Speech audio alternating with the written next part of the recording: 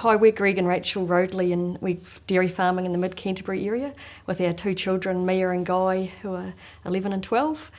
We've been on this farm now for about 15 years, and Greg's been farming in the area for about 20 years. I guess, we're both from farming backgrounds. We met at Lincoln University when we're doing Bachelor of Agricultural Sciences, and I've been dairying now for probably about 18 years, I think. So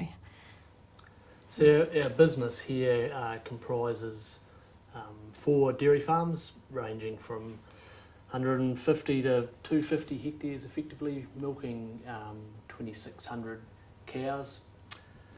One of the farms is in an equity partnership with some staff members and another friend, so it's a separate enterprise. So there's effectively 3 farms in the Roadley group that we'll be talking more about today.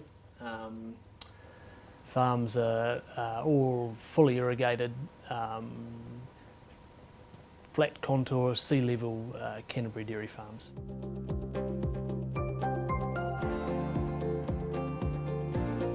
Our farms operate with a contract milker. It's Steve and Michelle O'Sullivan. They contract milk across 3 of the Roadley group farms, and we have a separate contract milker on the 4th farm. Steve and Michelle have been involved with Rachel and I for a long time, and they've contract milked for the last 7 years for us. And on each dairy unit, they have their own management structure with a farm manager who has day-to-day responsibility, and then 2IC or herd manager, depending on the farm and the scale. So that's the structure we operate in with, and we have a dry stock manager employed to oversee the rearing of the young stock and implementing a cropping program on our support land for wintering cows.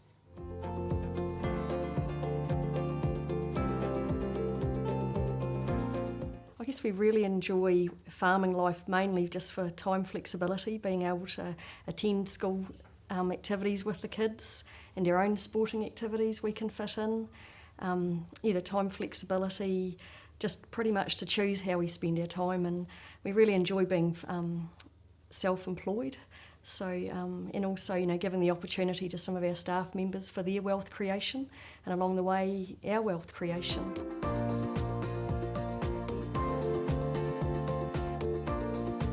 I talked earlier about our historical data set, and one of the things that's been really enlightening for us as we've changed our system over time is to look at what the key drivers for our business profit are. We've done correlations between different components of the business as it relates to EBIT or profit per hectare, and what is really evident to us is that the key drivers, certainly for our business, for profit per hectare are cost of production and stocking rate. And both of those are positive correlations. We've actually had, over the long run, a negative correlation between imported feed and profit. So as over time we've moved over the last 10 years, as the data set is very accurate too, from 400 kilograms of imported feed to cow to currently 0, and we've found a lift in profit from that decision, or a negative correlation to imported feed and profit. And some of that is just around learning how to manage pasture better and harvest more grass. So we really understand the relationship between pasture harvested and profit, and pretty disciplined not to be distracted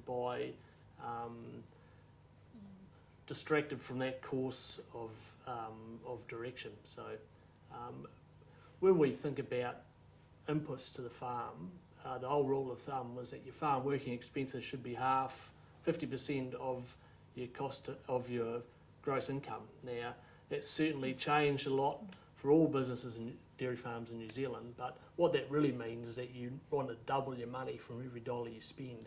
And so we try and apply that discipline when we're thinking about any farm inputs.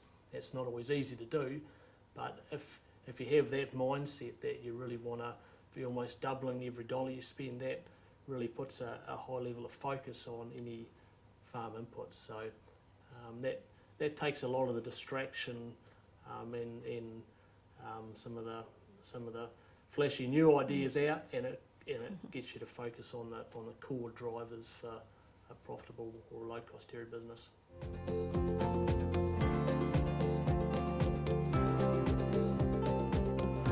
Okay, so some of the key business principles we work on, there's a number of them.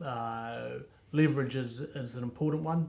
We have an operating range of debt to equity, and Rachel and I tend to work in a 50 to 55% level of leverage.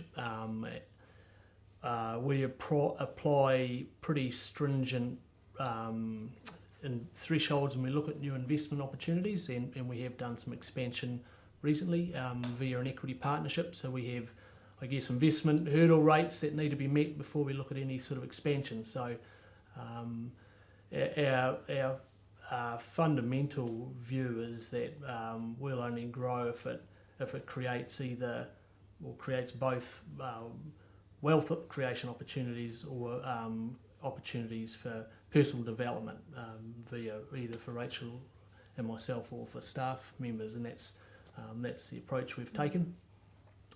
Our long run, we do a lot of benchmarking and monitoring our business. That's really underpins all the decisions we make, and we have a long data set of historical information, and we really rely on solid data sets and good information before we make any decisions. Our long run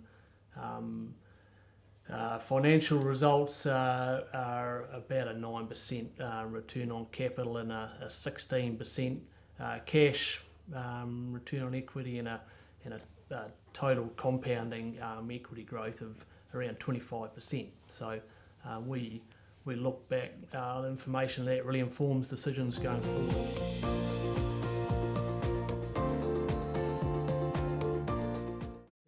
So if we're looking at a new investment, like I've mentioned, it needs to deliver return on capital and personal development opportunities. Our return on capital threshold is effectively 9%, which is what our long run return is, unless there's compelling reasons around other development opportunities there. So we're pretty disciplined about what we do, and we won't do growth for growth's sake.